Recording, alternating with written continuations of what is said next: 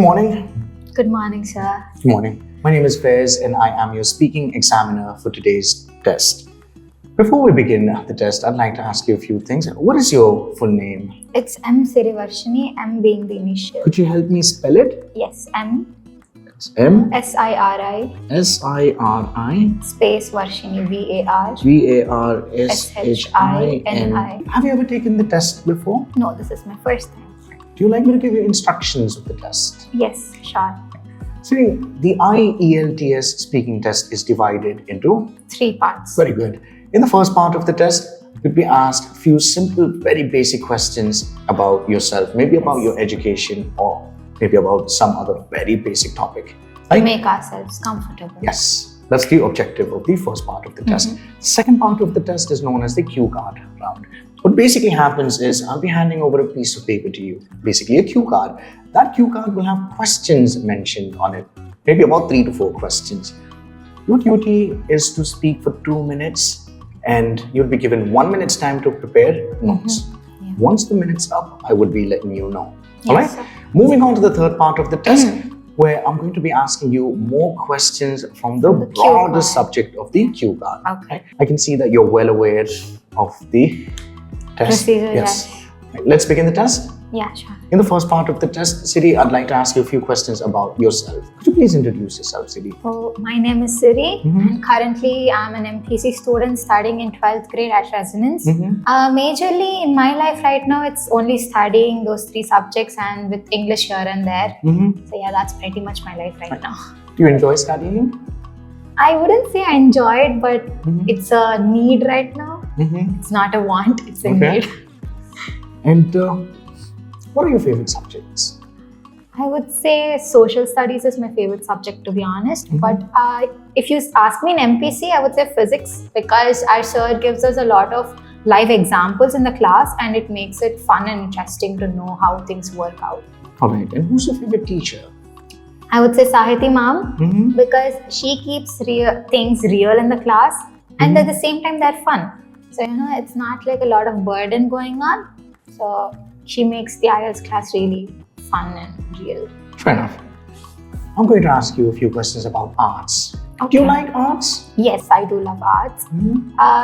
According to me, arts is a very broad subject in which it includes dance, paintings, and I do like both of them. Did you learn art at school when you were a child? Yes. This hobby of the art thing in my life started at school. Because of school, we had drawing classes there.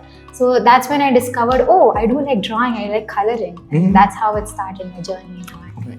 And what kind of arts is popular in your country? I would say mandala art, pot painting, canvas painting, watercolor paintings, wall painting. These are really popular in India. Sculptures. Fair enough. Very good. Thank you so much. Varshini, this brings us to the end of the first part of the test. We shall now move on to the second part of the test where I'm going to be giving you a cue card. This is your cue card, Varshini, and I'm going to give you 1 minute's time to prepare notes.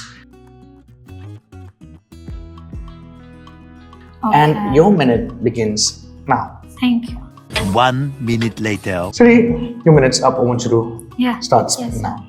So the question given to me is a place you visited that has been affected by pollution.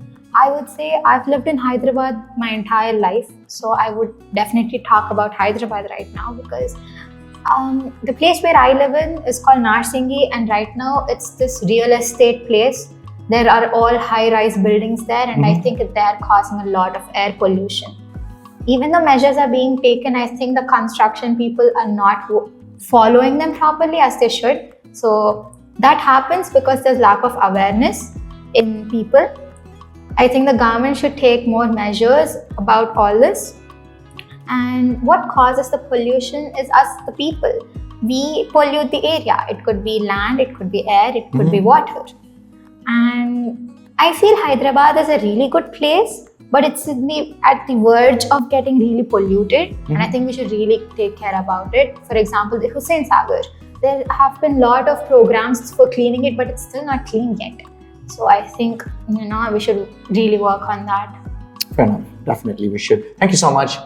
So this brings us to the end of the second part of the test. We shall now move on to the third part of the test, where I am going to ask you more questions about the environment. Yes. Right? So what environmental problems are there in your country? I would say there are majorly air, water, and land pollutions. Especially in Delhi, there's a lot of prominent category of pollution that is there is air pollution. And all our rivers in India are polluted, like the Ganga, Yamuna. Measures are being taken to clean them up, but I don't think so they're sufficient enough. Right. What about the society? What societal problems do you think exists in your country? I think there are still caste problems, stereotype problems. There's still sati, child marriage in some areas, really some areas, but they're still existing when they shouldn't be existing in the first place. And I think this happens mostly because of politics. They try to manipulate a person's mind by using God's name and then grabbing or looting money from people, and also putting these stereotypes in people, because of which the society is not able to develop in the way it should be. Good. So, how can we alleviate poverty? I think government plays a really important role in eliminating poverty from a country. When a government produces a scheme, when it outputs a scheme that people trust in, I think that's when people will start working towards anything. It could be any of the environmental goals that we want to achieve, the 24 sustainable goals. We have the WHO working on it, but I think government is the one that is really important in doing such things. So yeah. And do you think natural beauty spots should be protected? Yes, of course there should be. For example, we have really beautiful waterfalls in India, and they're great tourist spots, but I do think they get polluted sometimes, because just people come there, have fun, click photos and everything, but they also throw some or the other type of plastic there that shouldn't be done.